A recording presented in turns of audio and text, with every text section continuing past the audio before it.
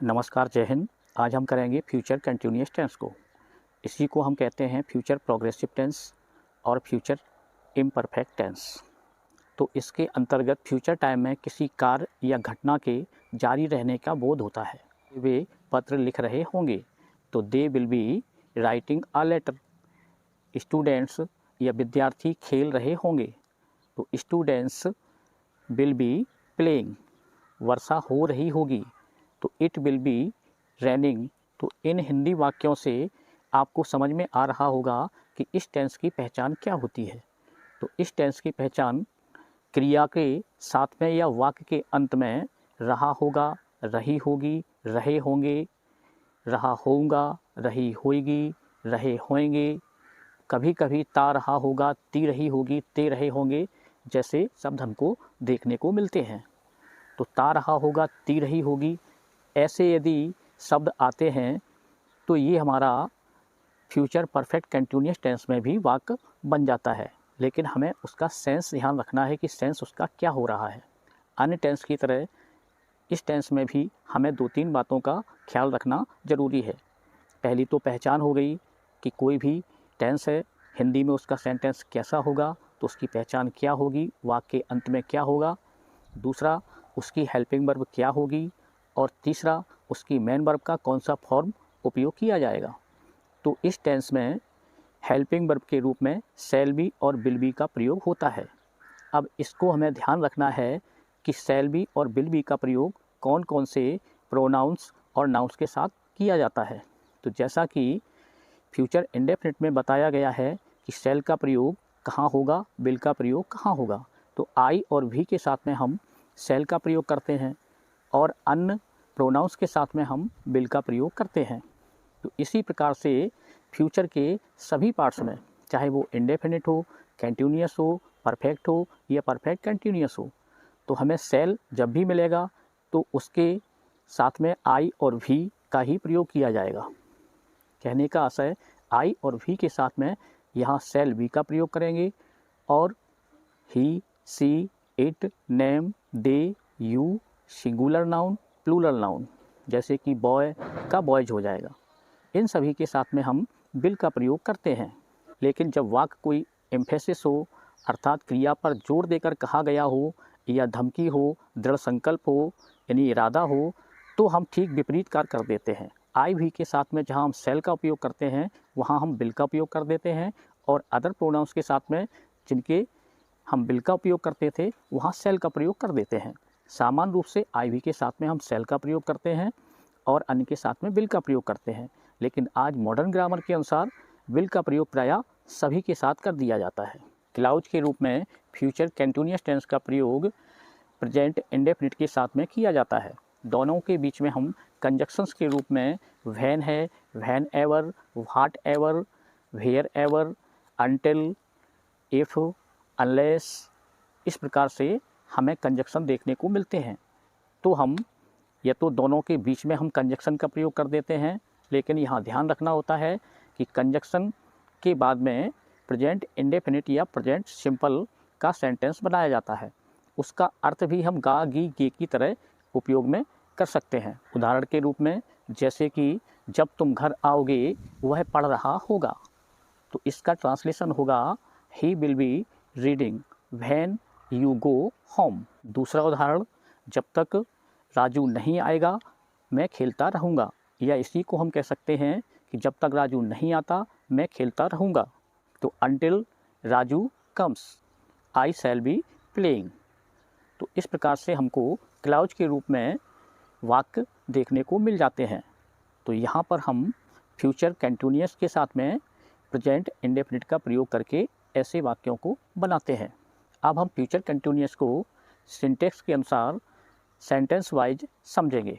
तो future progressive के अंतर्गत पहला सेंटेंस हम यहाँ लेते हैं अफर्मेटिव सेंटेंस। तो इसकी सिंटेक्स सब्जेक्ट से आरंभ होती है, सब्जेक्ट प्लस हेल्पिंग वर्ब के रूप में शैल बी और विल बी, यानी सब्जेक्ट के अनुसार कोई इनमें से प्रयोग करेंगे।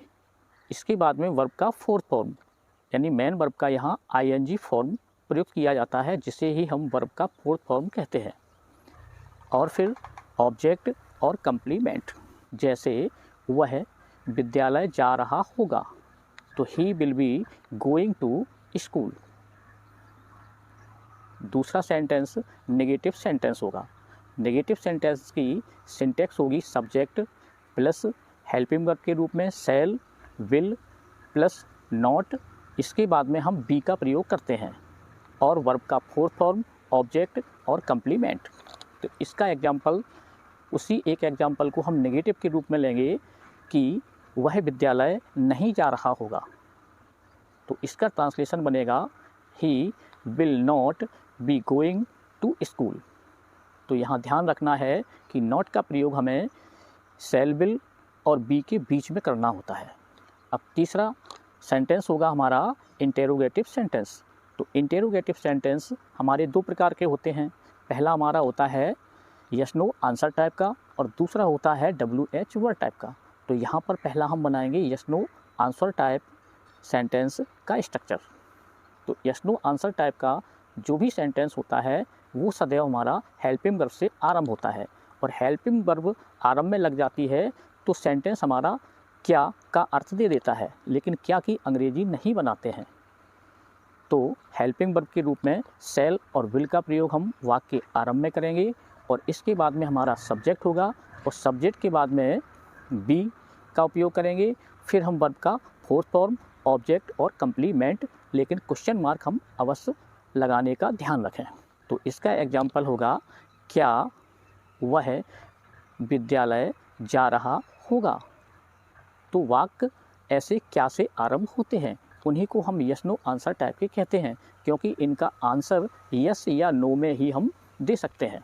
तो इसको अंग्रेजी में ट्रांसलेट करेंगे will he be going to school question mark. अब WH वर्ड टाइप का स्ट्रक्चर होगा। तो जो हमारा यस नो आंसर टाइप का स्ट्रक्चर है उसके ठीक पहले हम WH वर्ड का प्रयोग कर देते हैं। तो WH वर्ड प्लस शैल और विल में से कोई एक का यूज करेंगे सब्जेक्ट के अनुसार, और इसके बाद में हम सब्जेक्ट लिखेंगे और फिर इसके बाद में हम बी का प्रयोग करेंगे।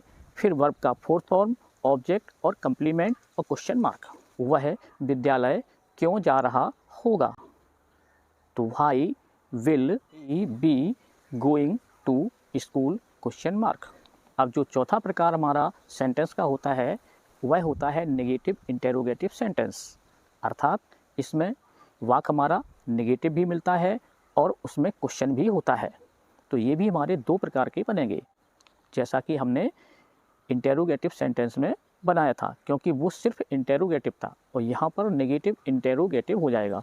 तो नेगेटिव के लिए हमें ध्यान रखना है, जो हमारा इंटेरोगेटिव का स्ट्रक्चर था उसमें सब्जेक्ट के बाद में हम नॉट लगा देंगे तो हमारा वो नेगेटिव इंटेरोगेटिव का स्ट्रक्चर बन जाता है। तो इसमें पहला प्रकार होगा यस नो आंसर टाइप का। तो यस नो आंसर टाइप में सबसे पहले हम शैल और विल का प्रयोग करेंगे सब्जेक्ट के अनुसार, और इसके बाद में हम सब्जेक्ट लिखेंगे। सब्जेक्ट के बाद में नॉट का प्रयोग करेंगे और नॉट के बाद में हम बी लिखेंगे, और बी के बाद में वर्ब का फोर्थ फॉर्म, ऑब्जेक्ट और कंप्लीमेंट और क्वेश्चन मार्क।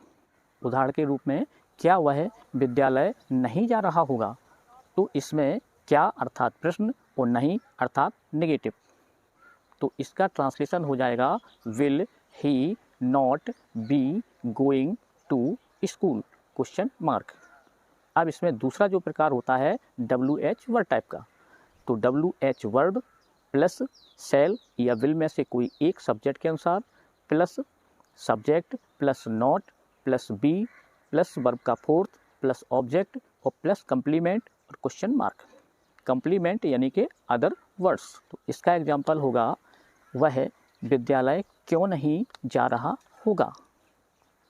तो अंग्रेजी में ट्रांसलेट करेंगे कि why will he not be going to school question mark. इस प्रकार से हमारे फ्यूचर प्रोग्रेसिव टेंस के चारों प्रकार के ये सेंटेंस हुए, और साथ में जब क्लाउज के रूप में प्रयोग होगा तो वह भी आपको मैं बताया है। उम्मीद करते हैं कि आपको ये वीडियो समझ में आया होगा और फ्यूचर कंटिन्यूअस टेंस आप बेहतर तरीके से कर सकते हैं। वीडियो देखने के लिए धन्यवाद।